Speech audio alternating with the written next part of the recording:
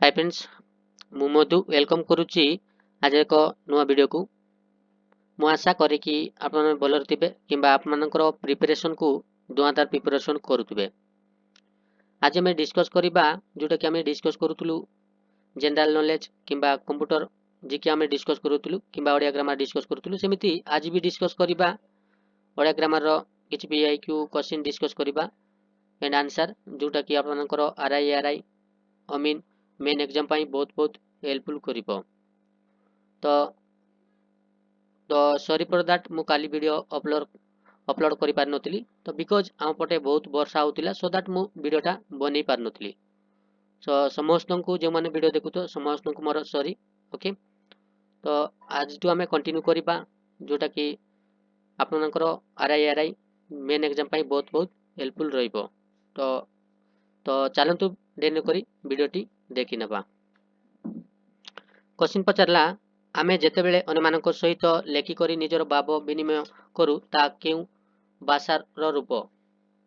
तो सेटा होची कोटा आमे जेतेबेले लेखिकरी निजर भाव विनिमय करू सेटा को आमे लिखित रूप बोली कहबा।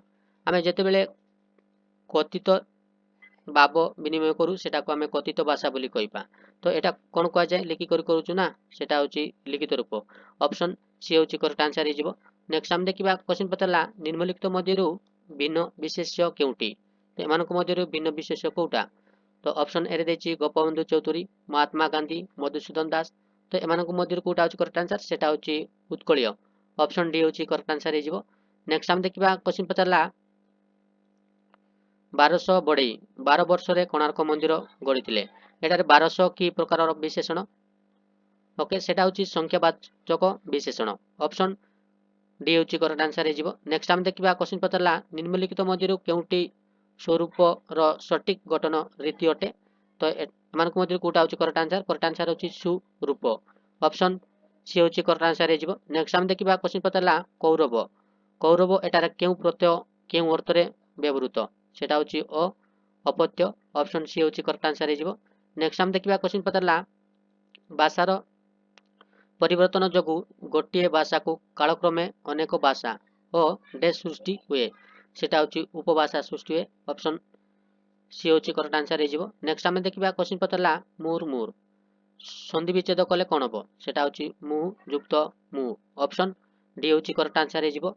नेक्स्ट हम देखिबा क्वेश्चन पतला बंधन रो विपरीत शब्द कोन। बंधन रो विपरीत शब्द कोन। बंधन रो विपरीत शब्द होची मोचन। ऑप्शन सी होची करेक्ट आंसर हिजबो। नेक्स्ट हम देखिबा क्वेश्चन पतला निर्गमन गठन शब्दर गठन रीति किपरि हेबो।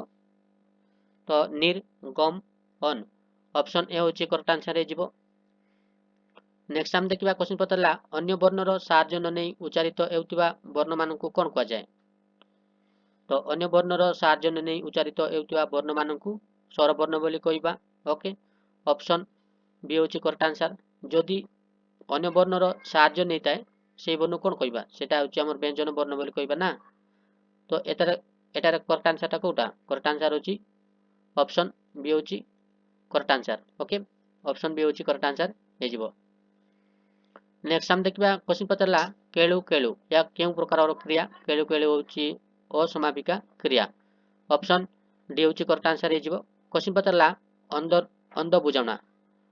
तो अंध बुझावना ए रूढ़िटीर अर्थ कोन सेटा होची अन्याय विचार।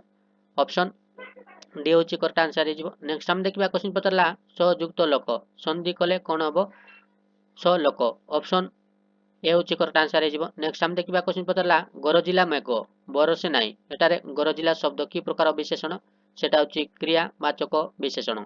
ऑप्शन सी होची करेक्ट आंसर हिजबो। नेक्स्ट हम देखिबा क्वेश्चन पतला टिप्पणी शब्दर प्रतिशब्द लेख। टिप्पणी रो प्रतिशब्द कोन सेटा होची वृक्ष। ऑप्शन ए होची करेक्ट आंसर हिजबो। नेक्स्ट हम देखिबा क्वेश्चन पतला परिमाण रो विपरीत शब्द कोन। परिमाण रो विपरीत शब्द होची अपरिमाण।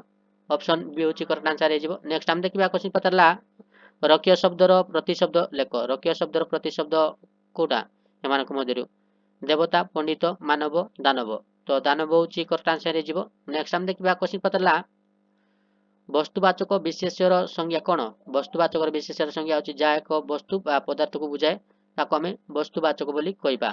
ऑप्शन ए होची करेक्ट आंसर हे जिवो नेक्स्ट हम देखिबा क्वेश्चन पतरला गोबर गणेश तो एई रूढीटीर अर्थ कोन गोबर गणेशर रूढीटीर अर्थ कोन सेटा होची निर्बोध ऑप्शन ए होची करेक्ट आंसर हे जिवो नेक्स्ट हम देखिबा क्वेश्चन पतरला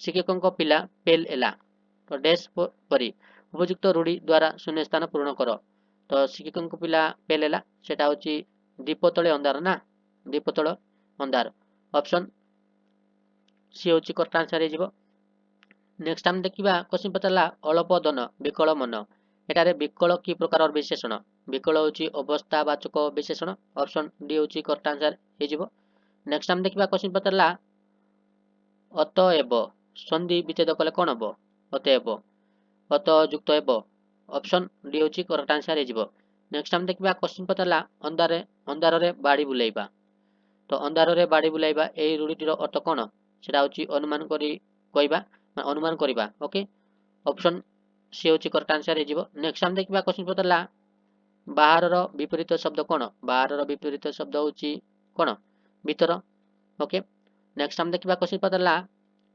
ଗୋଡ଼ ଟେକି ବସିବା ଏହି ରୂଢ଼ିଟିର ଅର୍ଥ କ'ଣ ଗୋଡ଼ ଟେକି ବସିବାର ରୂଢ଼ିଟିର ଅର୍ଥ ହେଉଛି ପ୍ରସ୍ତୁତ ହୋଇ ରହିବା ଅପସନ୍ ଏ ହେଉଛି କରେକ୍ଟ ଆନ୍ସର ହେଇଯିବ ସୋ ଯେଉଁମାନଙ୍କୁ ଭିଡ଼ିଓ ଭଲ ଲାଗୁଥିଲେ ଲାଇକ୍ ଗୋଟେ କରିଦିଅନ୍ତୁ ତା ସହିତ ଚ୍ୟାନେଲରେ ନୂଆ ଥିଲେ ସବସ୍କ୍ରାଇବ୍ କରିଦିଅନ୍ତୁ ଯାହାଫଳରେ କି ମୁଁ ଯେବେ ବି ଭିଡ଼ିଓ ଅପଲୋଡ଼ କରିବି ତ ଆପଣମାନେ ସର୍ବପ୍ରଥମେ ପାଇପାରିବେ so thank you for watching this video have a good day ଜୟ ଜଗନ୍ନାଥ।